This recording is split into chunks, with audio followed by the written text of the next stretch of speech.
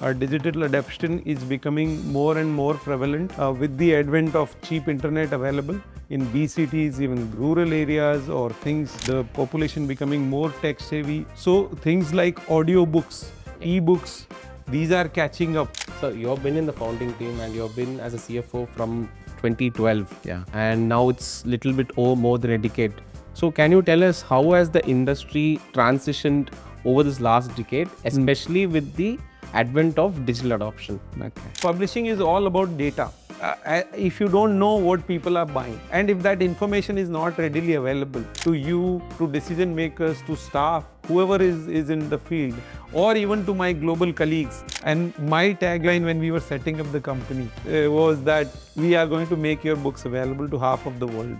See, physical bookstores are always a charm. If you have to describe the publishing industry in one word, what would it be?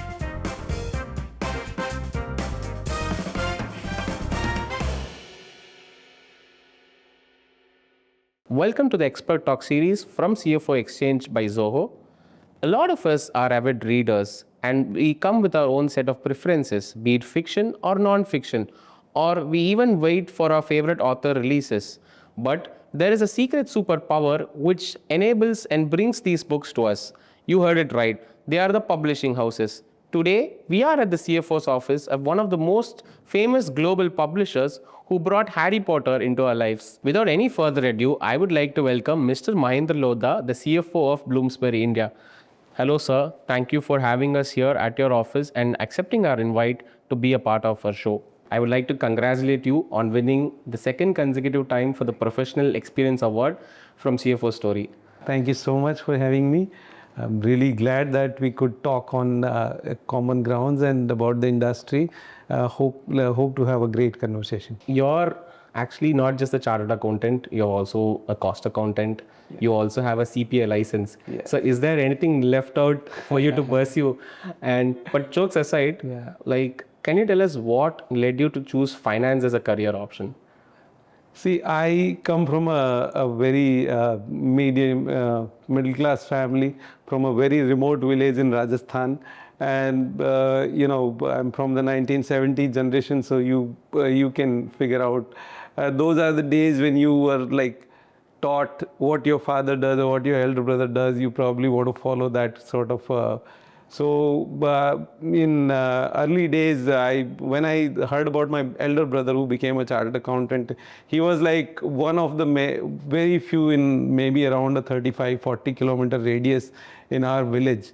So it was a huge pride, and for us as kids, his brother is a chartered accountant. He lives in Bombay. Back then it was called Bombay, now Mumbai, of course.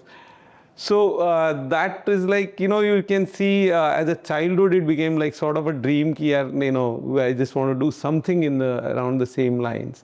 Of course, you things keep changing, this, that. But yeah, after the school education, I think that probably stayed at the back of my mind. So I chose commerce as a stream. And I come from a generation, we did not go to 10+2. We were still the older generation where in 9th grade, you are supposed to choose your subject.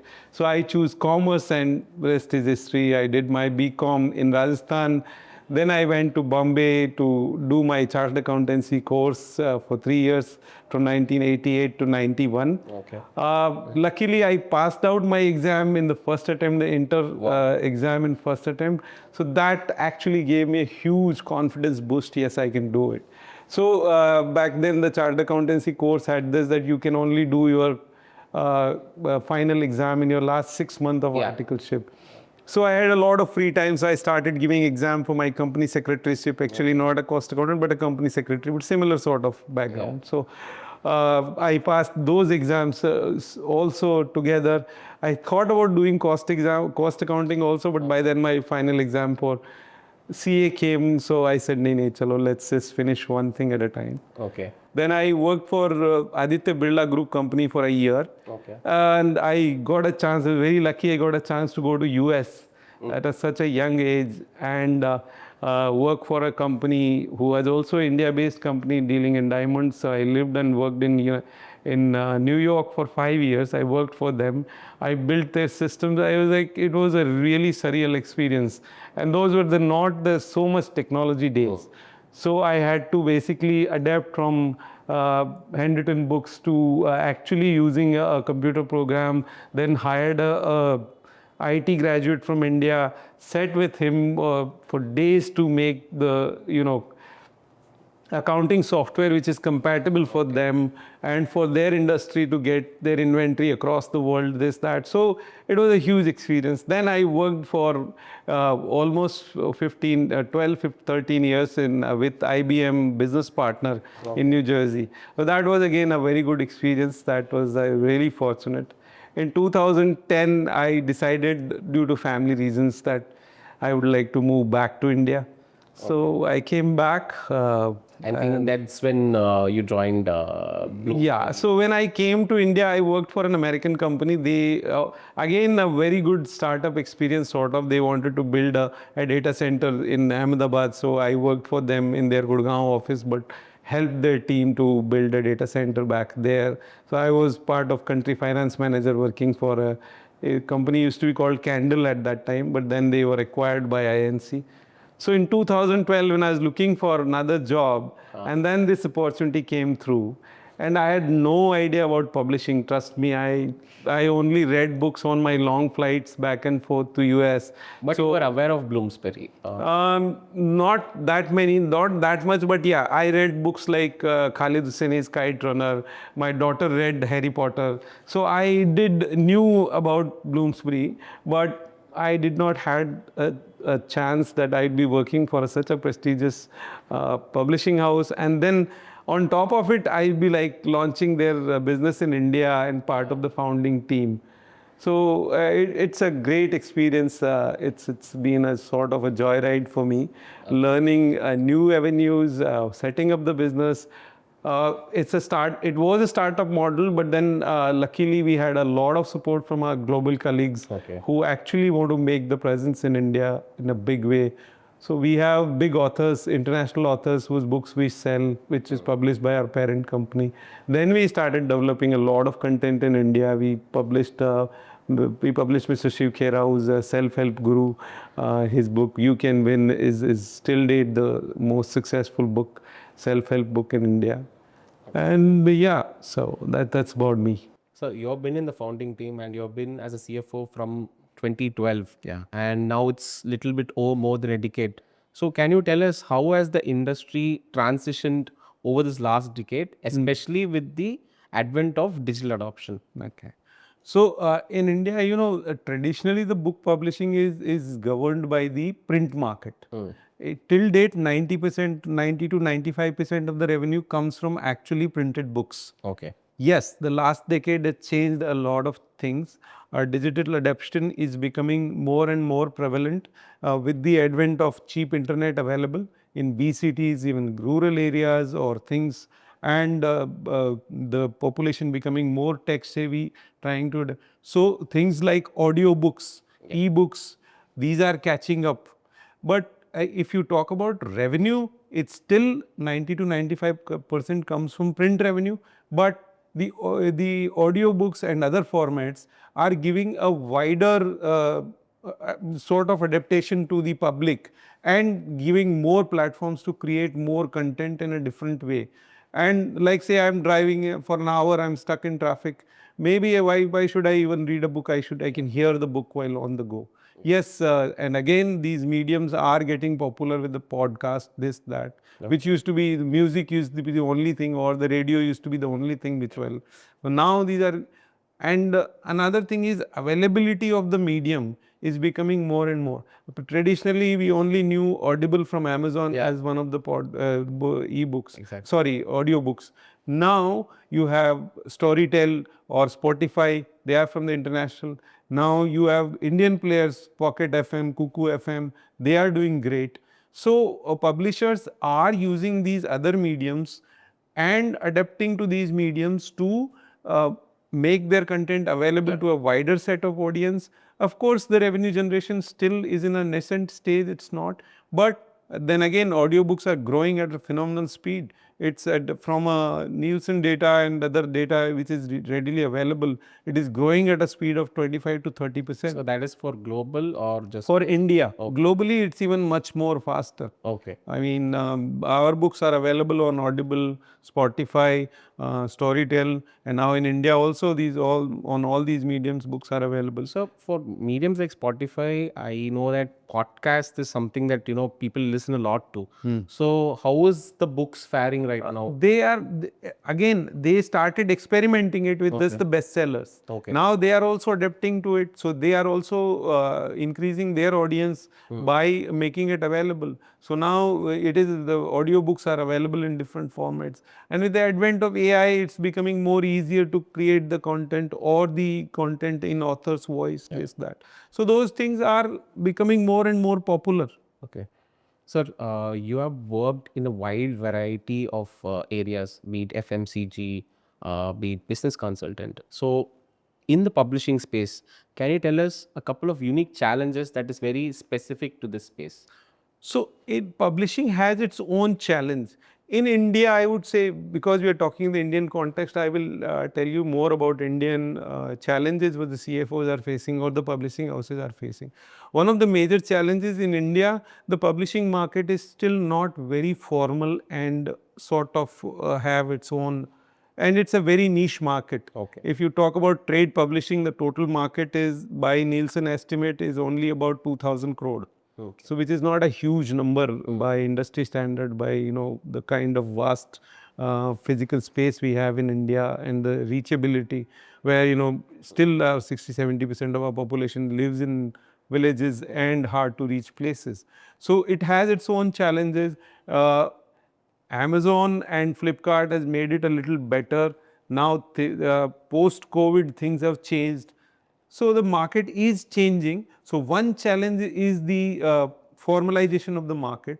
The second challenge is the major issue is with the related to piracy. Yeah. By an estimate, almost 10 to 15 to 20% rather of the publisher's revenue goes into piracy. So if you are talking about a 2,000 crore market, imagine 200 crore is being eaten by just by piracy. Okay. Now, I think that is for any creative industry, sir, because piracy and counterfeit, even if you look at, if I were to draw a parallel, look at the movie industry. Yeah. Even before even the first show comes out, there is a pirated copy that goes out. So that actually bottlenecks the revenue that you get. So is it like standard 10% is what it's looking at? Or? It is standard, but then again it all depends on, and the problem with this is like there is nothing much a publisher can do about this. Okay. Because the Indian legal system, the court battles, this that are so complex about this.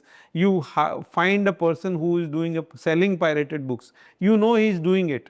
You file a case. It takes 10 years to reach to the court system. Okay. So is there any measures that has been taken on a global level? So globally, it's not a major issue. The reason being, globally, it's people have this tendency of, if I like a book, I would like to buy an original copy. Okay. It's globally, it's you can say it's the Indian mindset is little different. We see a book which sell for 400 rupees and all of a sudden on a signal somebody is selling for 50 rupees. He said, "चलो ले लेते हैं, देखेंगे, नहीं पढ़ना है तो भी ले लेते हैं." And that creates the more this thing. And then piracy in India is in different forms. Okay. Like for trade publishing, if I talk about it, it's print piracy, which is a major issue.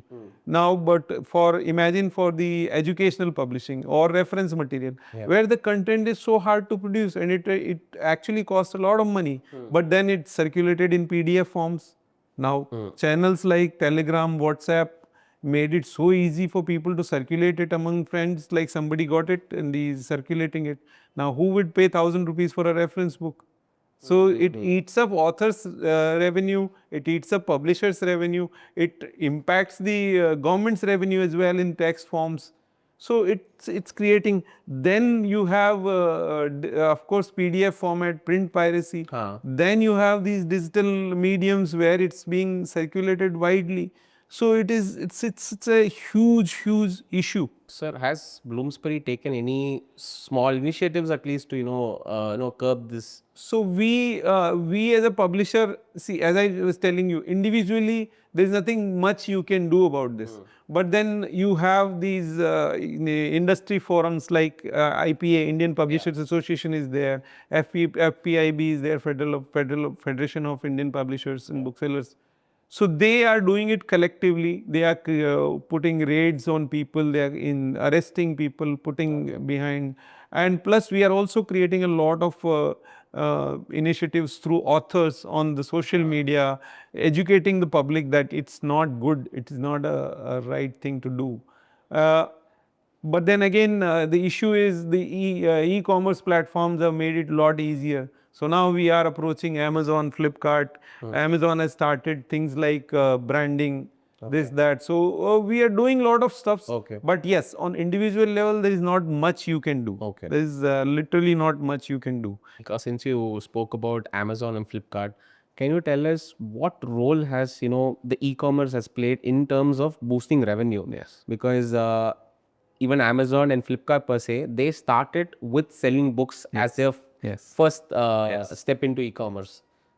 As the story goes, Flipkart, Mr. Bansal has thought about this, that yeah, it's the most easiest thing to sell on the online. So the Flipkart initially, the first business they got into was books. Yes. And Amazon adopted it. The story goes, Amazon has started as a book business actually. Yeah. So it's a huge success. It's like it has made it really easy, especially during COVID times. Okay. In India, it was not that prevalent. I mean, previously the business which was coming from online channels was not that much. I mean, it was, I think, only about 20 to 30%. Okay. Before 20%. But I have another question here. Has the e-commerce industry helped you to Yes. reduce the distributors in between, getting the books to the readers? You can say it has reduced to some extent. Okay. Because high rents in places, that has actually evaporated the revenues of the booksellers. But in that sense, Indians are known for jugaad. So what they would do is they would also start selling on Amazon, or they would also selling it through WhatsApp, or they would also start selling on their Instagram pages, that. So it actually opened a lot of revenue for a lot of avenues, even for the booksellers. So like say in COVID times, booksellers have created their own WhatsApp groups, and they started telling their customers, up, you send an order on WhatsApp, we will deliver it to your house. Yeah. So it was even faster than Amazon. Some people took advantage of it. Some people thought, I'll order it. And in the first lockdown, government made the books as non-essential. So they were not allowing the books to be delivered at that. So that 2020 was a bad year for most publishers. But then 2021 became a boom, because then everybody. So as you were saying, I think in lockdown, a lot of us had the time even to, read books, because with our busy lifestyle, reading books have also reduced significantly. But COVID in a way has helped us to, read books and, buy. Even book collectors also started buying a lot of books and reading in that timeline. Yes. So that's what I was trying to get to at. So it has created new avenues for publishers. Now, if the books are sold online, we get a lot of underlying data from Amazon, Flipkart. Now, So I have another follow-up question here. So is there any particular genres or particular authors that sell the most, or do you have that kind of data which will help you, plan your production even more better? yes.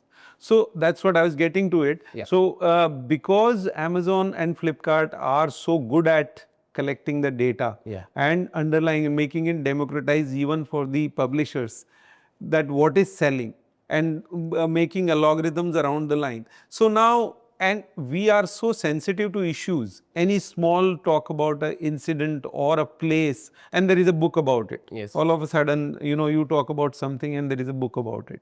Then the movies are made based on the books. Exactly. So with the advent of social media, information available, so these things are helping even the Amazon players, like players like Amazon, Flipkart, to bring out which books they should be selling, or to tell us. So they will come out with Amazon ratings on the books. You would see, in books rated number 1, or in books So rated. does that help in selling, like, Yes. no, number one bestseller, Yes. New York bestseller. It has become, because the data is readily available, it becomes easier for the publishers. Now, another issue when we were talking about the issues in the Indian publishing industry, another issue was non-availability of data back then. Yeah. So, the individual publisher, bookseller will sell, he may not want to share his data. Exactly. How much he's selling for us, this, that. Okay, you could figure out from your wholesalers, this, that. But now with the advent of newspapers trying to feature the list, like Yes. Hindustan Times does that, HT does it, Times of India does it, bestseller list, Asian Age does it. There are a lot of So newspapers. is there any specific global accreditation that a book has, or like which helps you in selling more of these? So global, when you say global, global books are sold, sometimes they are sold as it is. Okay. Sometimes they are adapted to Indian writings, Indian styles. Because another thing about books is localized material attracts more eyes. If you live in Chennai, you want to read something which is set in Chennai. Say, for example, you're reading a book and all of a sudden in the book a particular street name came, or a recipe or a local thing came. Yeah. It catches your eye. Arey, I can relate to this. Yes. Like Chetan Bhagat's book, Yes. Two States, and people started talking about, arey yaar, I know this friend who had a love story like that. Yeah. And so it becomes relatable, it becomes talked about, and then with the advent of social media, again it catches up, it catches people's. So my point is, the Amazon data or Flipkart data actually makes it easier for the publishers, and yes, it has increased the revenue also. It has made it books accessible. Now they started delivering even B cities, rural areas. So things are becoming better and better as we go. I think they started selling a lot of pin codes, and I think that is where expansion comes in. Like you were saying earlier, like where tier 2 and tier 3 cities, ensuring that the book reaches there. I think e-commerce has played a major role in ensuring that your book or any book reaches to the particular reader. And then as Indians, we are frugal. Yeah. So we see 40% discount, 35% discount. चलो खरीद के देखते हैं, पढ़ेंगे, देखते हैं कैसा है, क्या है. Everybody is talking about it. Let me buy it. Let's see. So that makes it even attractive. Yeah. And exactly. Amazon sort of for publisher, it's at times it may not be that. Because we don't sell directly on Amazon. Okay. We try to sell it to our wholesalers, or we try to sell it to vendors who sell it on Amazon. Okay. So it becomes a little bit of a revenue issue for them, because Amazon, these platforms have their own fees, Yes. that, because they provide back-end support, Yeah. this, that. So that's a different story, but that's part of the business. Yeah. But then the underlying data. So you only do completely B2B? Yeah, yeah. We do completely B2B. Of course, there are some books. There's another aspect of book publishing where, corporate world, these days people started publishing about their company, their corporate biographies, or their founders' biographies, or even like startup on So startup. how does that market right now, sir? Because we see a lot of founders and a lot of even celebrities, or even people from the sports background, where they launch their biographies with the publishing houses. Yeah. How does that get good eyeballs, or does that have a good market right now? It gets a lot of eyeballs. It gets a lot of coverage. See, once you have a celebrity or a author, well-known author, first of all, media houses start giving a lot of importance to them. Yeah. Because they would like to do it for their own purpose. Like say when Neeraj Chopra, and hardly anybody knew. Yes. When he did such a brilliant thing for the country, we published his book, and it started talking about it a lot. Virat Kohli, I mean, he started very, from the start, and then he became a sensational. We published his book, Driven. It still sells. Okay. It's a perennial seller. It keep on selling books as and when. We published a book about Rohit Sharma. So anything and everything, celebrity chef Vikas Khanna, we published so many books. So, he comes on a television set, people start talking about it, people think, let's see. So I think the next question is for, I think most of the new age authors would want to hear it from you. So how do you select between, well-established authors and between new authors. So do you have a conscious balance that you maintain in a publishing year, let's say in a financial year maybe? Okay. Hybrid is the word, right? So everything you talk these days is hybrid. So publisher also have this sort of hybrid technology where we say we will want to keep at least some best-selling authors who create the revenue base. Okay. And of course, any best-selling author was a rookie author or a debutant author one day, right? Then he became a superstar. So Okay. that's the probably I would say industry wisdom for our publishers or our creative editors who think about it, who they want to publish. So the idea becomes is like you start the business with a celebrity author or a big author or a best-selling author. Like when we launched in 2012 in India, we started selling books of Mr. Shiv Khera. Okay. He was a very published, accomplished author back then. He's already published so many books. 3-4 books published. So we started selling. In industry terms, we call it backlist, frontlist. Okay. So backlist is like the books which are already published. You start reselling those books. Now when we launched, we launched William Dalrymple's first book, Return of a King, in 2012. It was a huge success. So since we're speaking about books, can you tell us a little bit about how, you were the people who brought Harry Potter into life. So can you tell us how that started? So the Harry Potter story is widely published. I think everybody read about it. So in it was I think late 90s maybe or late 80s or whatever. So but the story goes is our founder Mr. Nigel Newton met one of the agent who bought him the story, and he said, I can publish, but I probably won't have that much advance because I just started the company. And he said, anyway, whatever you can give, and if you want to publish this will be great. So he took the manuscript to his home, and he left it on the table, and his daughter, I think that's how the story goes, his daughter read it and asked her dad next day what happened. Okay. So then he thought about it. If the child has the curiosity, maybe this has something, and he decided to publish it, and that's rest is all history. So why I asked that is because, that was the first book, J.K. Rowling published, and it is like you After had that- foresight of seeing, potential in such a book. Yeah. So that's what I'm saying. See, ultimately the content has to be top class. And nowadays, because of the social media, because of the presence, it is very, very important that the author creates a buzz about it, he talks about it, or he's well known in his field, or whatever he does. So, that's how the sellability starts.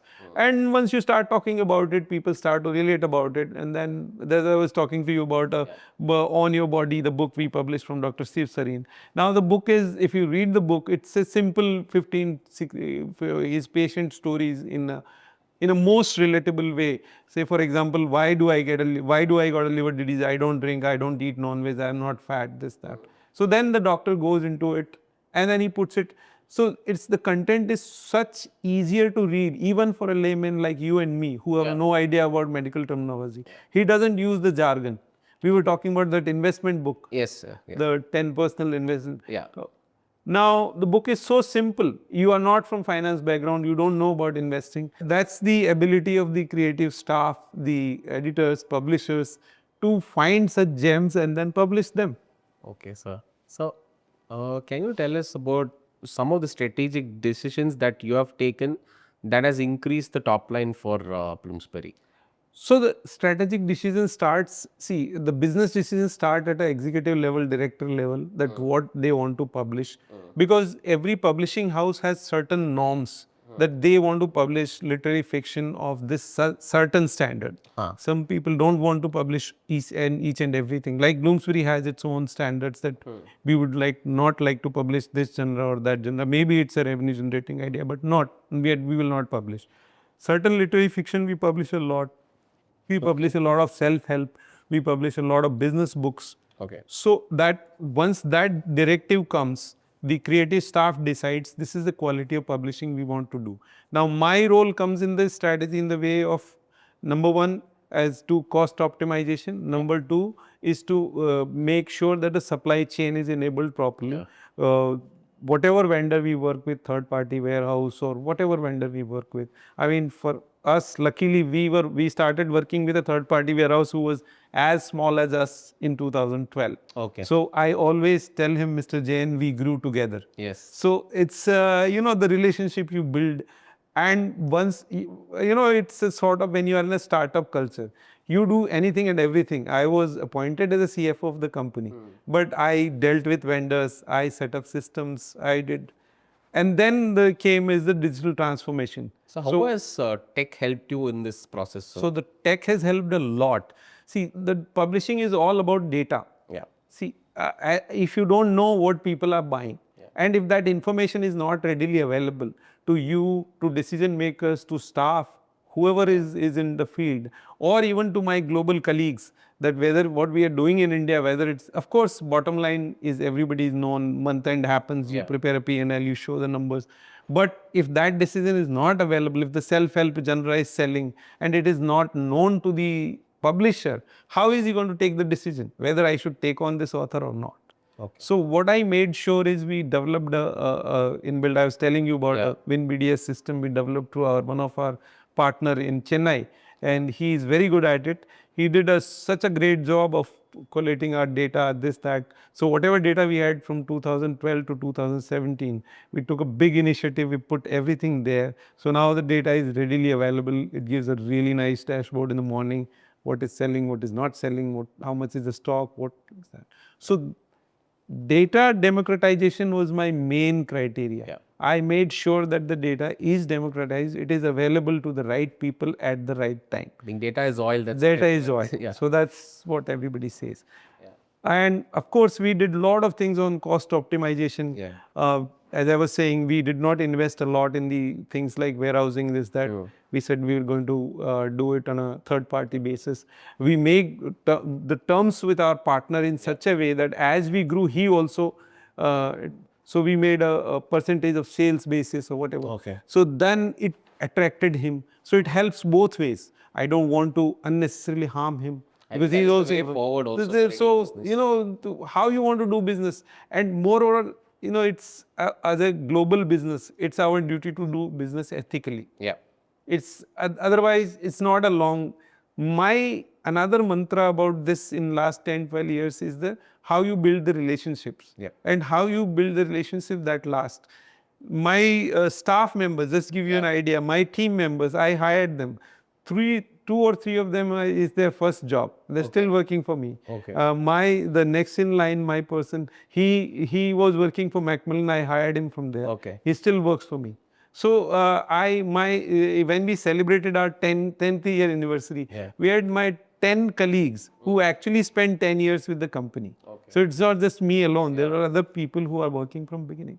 So it's a huge team effort, and our global colleagues luckily has given us a lot of space and to grow and this. So it's a great journey. So a digital transformation was my main idea, cost optimization. Now we are working on new technologies like print on demand, which is readily available nowadays because the technology has grown so much that you order a book, it's freshly printed for you and sent to you. Okay. So what we are doing is we are making our entire academic catalog available for people. So a book published in say 1993 or 97, 98, 2000.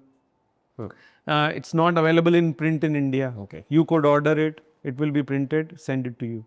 Does having content in the regional languages help to serve the Indian market, or how is it different compared to the global market in terms of regional content? Okay. So globally, always the publishing is always been localized. When I say localized, it's in a different form. Okay. It's the easiest way to understand is it's published in a local language.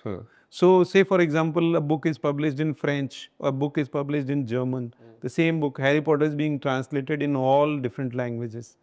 Similarly, in India, what happens is when the book becomes a seller and we feel like there is a market in a particular language, we launch it in that language. So in India, still yes, English is still the main core business, but the vernacular market is growing. Okay. In vernacular, again, Hindi is the biggest market, but then the languages like Malayalam, Tamil, Telugu, even Bengali for that matter, they're a huge market.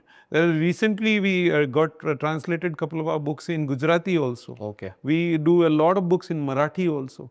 So in India, we publish in probably like Silkira's books we have in every language. Okay. Most of the Indian languages we have the books. India is, as you are saying, it's a very vast market. Dialects change every couple of kilometers. Yeah. I think I don't know I don't have the exact count, but I think something like 20-25 languages are there in our constitution list. So each state practically has its own language. Yes. Yeah. And there is a huge market. And as I was saying, when now it's like, we as a kids were forced to always learn English. Now we are telling our kids, learn our language. Yeah. Like I'm sure you guys are probably been told that in the household, don't speak in English, speak in your own language. Yeah. So, and I had the same issue when I used to live in US. I used to tell my daughter, अरे बाबा हिंदी में बात करो, घर पे जाओगे दादा से कैसे बात करोगे, दादी से कैसे बात करोगे. So it's it's the cycle is reversing. Yeah. So books are the easiest way to read. Yeah. I mean, look at Sudhamurthy's books. Yeah. They are available in all languages, most of the languages. Same Sukhira's books. Same with so many books. I mean, we have interest even in international books. We get interest from local publishers that would you want to sell rights in Tamil or in... So you mostly sell the rights to the... see, that is again a business decision. Okay. That based on our market surveys, based on our... Because regional, what happens is, as another challenge I was saying, is the reachability. Yeah. Now, in Tamil Nadu, if I want to sell the books in Tamil, I have to have a proper distribution network inside Tamil Nadu. Yeah. Unless until I can reach the books to certain areas, it's not going to... I mean, making it book available in Chennai is not going to help. Yeah. It has to go... So, based on that, if we feel like we can do it on our own, we do it. We always prefer, as a company, when we write the author contracts, our standard author contract is world all language. Then some authors say, okay, but in some areas we feel like this particular... And another problem is the translation. Neil, I'm going to tell you this. Yeah. The translation doesn't mean that exactly what is written in English you translate in that language. No, it doesn't work that way. It has to have that feeling, translation. If you read your regional language, you are there. Need to feel that. Yeah. So then the regional player do a better justice. Exactly. Because they are equipped with, they know the writers, they know. So those are the business decisions. So we did couple of things on our own. Yeah. Then couple of cases we did sell rights. Yeah. But selling rights is also equally, because it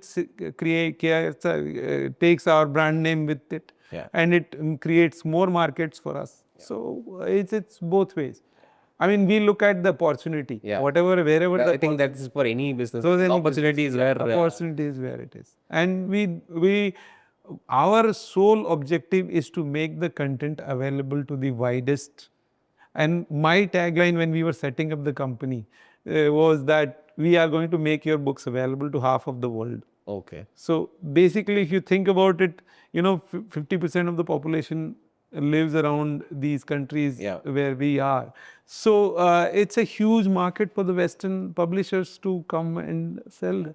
Because in number terms, when we started, we were very, very young. And we started. Now we are at a comfortable place and hope. And luckily the Indian publishing market is growing constantly. Yeah. I mean, by Nielsen's estimate last year, I think 2024, the total market is about 2,000 crore trade publishing market. And it is growing a CAGR of almost 20%. Wow. So it's going to do wonders. So rest is all. But then again, there are a lot of publishing houses in India. By a rough estimate, there are about 19,000 publishing houses. Oh, okay. Yeah. But then they are language publishers, they are regional publishers, they are school publishers, academic publishers. By a rough estimate, the 90% of the publishing market is still the school market and the higher ed market, Okay. which is Bloomsbury. We, as a Bloomsbury, if you look at our list, we publish a lot of reference material for higher education. Okay. So almost 10% of even our revenue comes from academic, Wow. and it's been growing steadily. We also have offerings like digital platforms where we sell, like one of our flagship platform is fashion. So we sell it to all these fashion technology institutes where the kids can see world fashion from early days in a digital format. We have architectural, we have drama, all the Shakespeare drama series is available. So there are multiple products, there are multiple things, but yeah, print books is still takes the highest. So we spoke a lot about e-commerce role in Yeah. terms of ensuring the book reaches to the readers. Can you tell us about how the players like Crossword, Barnes and Noble, and W.H. Smith helps you when you launch a book, and do they also help you with co-marketing activities during the launches? See, physical bookstores are always a charm. Yeah. Like I lived in US, there was a Barnes and Noble almost in every street, every city. Yeah. At least one Barnes and Noble. I remember taking my daughter to Barnes and Noble, reading the books. This that. I think more or less the similar things in India was there. Pre-COVID, there were a lot of bookstores. Yeah. But then in India, again, as I said, Crossword is just a new player which has entered, which has opened stores everywhere. There are other players like in India, in South India, there's Sapna Book, Yeah. which has Higginbotham's is another player. W.H. Smith, of course, known for their airport bookstores. Yes. Now Relay is there on the airport bookstores. So these players help us a lot in making sure the book is available. And of course, they help us for author events, for gathering, community building. If you want to talk to, author want to do an event, book signing events, if he's in the author area and this and that. So yes, they do a lot of work. They are very, very great platforms. Plus, they also do their own stuff. They offer like bookathon. You pick as many books and fill up a box. You pay this X amount of money, and so, and it's like online is in a way is better for the business because it is more democratized, it pays on time, you get your revenue. But at the same time, bookstore has its own need, and it has to be there. Otherwise, why would an author want to write if he can't see a book in a bookstore? He doesn't want to write. So that's has its own. So no doubt they are our equal partners, and we have utmost respect for them. Yeah. So has the advent of social media helped you in terms of ensuring that the books reaches the readers as well? Yes, it has done a phenomenal thing. Platforms like Instagram, Facebook, LinkedIn, or Twitter, all these have created a lot of buzz about it. The author's views are available readily. There are influencers who talk about books, who wants to read about books. If you see our social media pages, you would see it. It's a huge addition to the digital marketing, and of course reaching directly to the consumers, hearing from them. I mean, we hear comment from people on books they have not thought about it. Like I was telling you about this Mahabharata and Ramayana. Yeah. If you go to my LinkedIn page, you'll be amazed the kind of comments people are writing that, oh my God, such a book which is available. And this is from a first time author. Yeah. It has become a super successful book. I'm sure it's for all businesses. Yes, sir. Yes. But Absolutely. especially for books, because they are somebody is clicking a photo of Yeah. a page and writing a comment, and it's a because in The before organic post Yeah. has a different kind of reach amongst the audience. and before social media, like in 2012 when we set up, we probably still have. We used to get postcard Yeah. letters from people appreciating on the books. So it has its own very very big charm about it. So my other next question is like if I were to draw parallels between other creative industry, if you look typically at like for a movie, initially there were only only the theatrical release used to bring revenue, but later on came advent of satellite, and they had OTT, and they have other streams like even YouTube views bring back money to the producers. So in that, keeping that context in mind, apart from publishing, I think you already told me, but can you just give us a rough estimate about what will be the other revenue streams in a lifetime of a book? Okay. So books has, see, the core revenue, as I was saying to you, comes from the print books. Yeah. But then there are adaptation rights, like somebody wants to write a serialization. Some magazines do that. Yes. So they buy serialization right. So they would want to write in pieces about the book, like just like a Netflix episode comes and then mix in. Then there is, of course, the digital platforms like OTT platforms wants to buy the book and create. We had a couple of books on which the Netflix series is made. Then, of course, there are movie rights where movies, these probably does not bring a significant revenue directly in India in Indian context because the creators are also taking a huge risk this that. So but globally these are sizable amount of revenues. Okay. Of course, books in different formats like e-format, audio format. Then there are language rights where you sell language rights. Yeah. Then there are translation rights which you sell it overseas. So like Mr. Khera's books, we've sold rights in Portugal, we've sold rights in Japanese, we've sold rights in Vietnamese. So there are other industries where, where other countries where globally there are a lot of revenue streams. In India, it's in nascent stage, but it is growing. It is growing. Okay, sir. So we can relax for a bit. Yeah. Now we'll be moving on to the rapid fire questions. So yeah, we'll start now. So if you had to describe the publishing industry in one word, what would it be? Most creative industry. Okay. Your favorite book published by Bloomsbury? My all-time favorite still is The Kite Runner from Khalid Hosseini. Okay. Your favorite Harry Potter character? By far, Harry Potter himself. Nobody Okay. else. So this is a tricky question, but I want to hear it from you. If you are not the CFO of Bloomsbury, what role would you choose? We have options for it. Is it author, editor, or marketer? That's a tough one, but I would probably go with the author because I like creative. I like creativity. So when can we expect our book coming out? That's a tough question, but yeah. But we look forward towards it. Yeah, definitely. So is there any author you would love to meet and why? See, for me, I would love to meet any author, and I have the luxury of meeting authors as and when they come to our office or when I arrive to the book launches.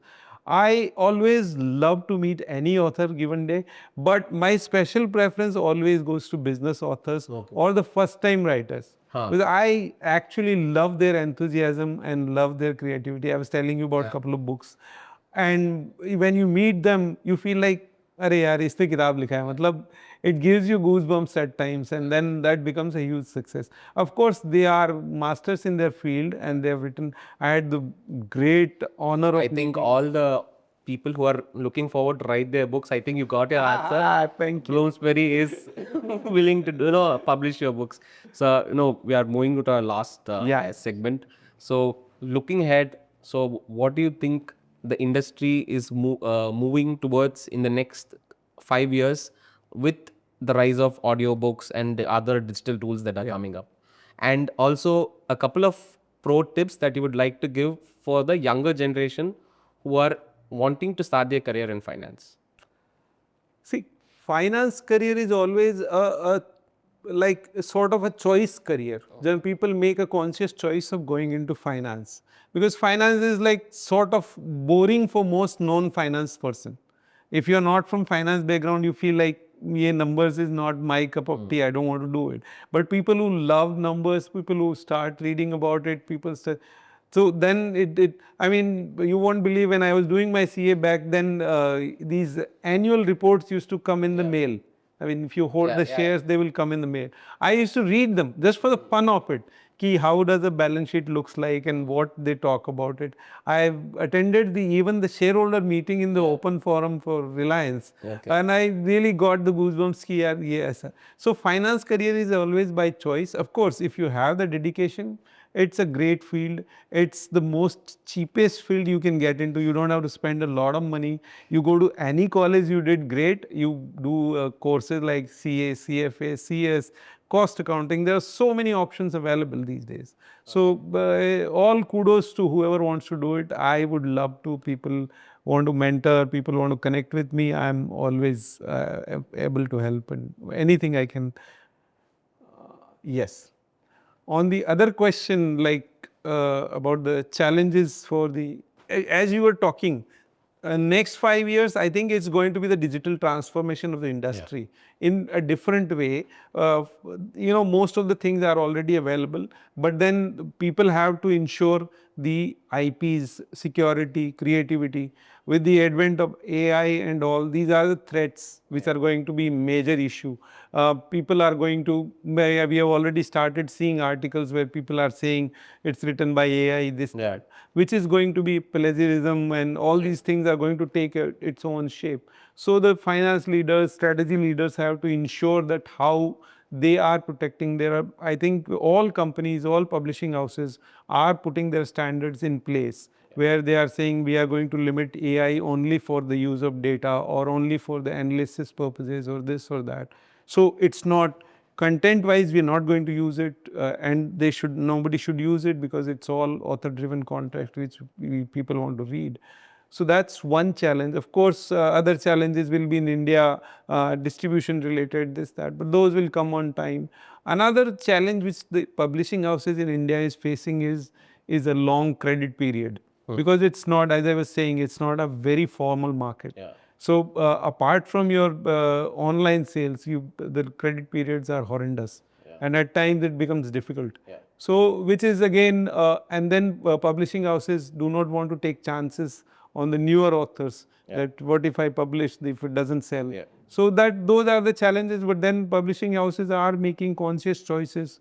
They are appointing right people, and there are very brilliant minds available in publishing. There are, publishers have uh, huge imagination and that eye for the talent, that yes, this is the one who's going to hit.